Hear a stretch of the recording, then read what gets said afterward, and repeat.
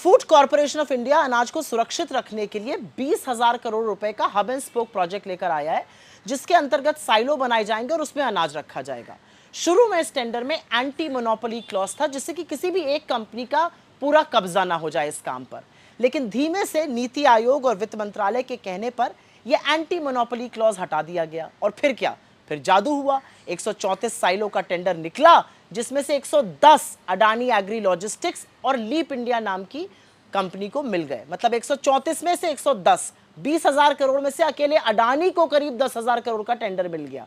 Adani in silo में अनाज रखने के लिए, उसके ट्रांसपोर्ट, उसके आवागमन के लिए सरकार से पैसे लेंगे और यह 30 साल तक की गारंटीड इनकम है। यह एक्चुअली कुछ और नहीं है, यह खेती और खाद्यान्न में चुपके से अडानी को पिछले दरवाजे से घुसे आने की, पिछले दरवाजे से एंट्री देने की सारी कवायद है। और इसके लिए एंटी मोनोपोली क्लॉज भी हटा दिया गया है। साहब 3 काले कानून लेकर आए थे, उसमें अडानी को पूरा का पूरा खेती का क्षेत्र ट्रे पर रखकर सौंप रहे थे। किसानों ने प्रदर्शन किया, प्रोटेस्ट किया, घुटने टेकने पड़े बीजेपी को, नाक रगड़कर मोदी जी को कानून वापस लेना पड़ा था।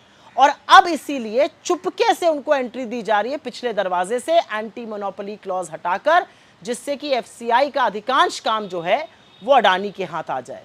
ये कुछ और नहीं है, ये अडानी को खेती के क्षेत्र की चाबी देने के बराबर है। किसान, खेतीहर मजदूर, सचेत हो जाइए।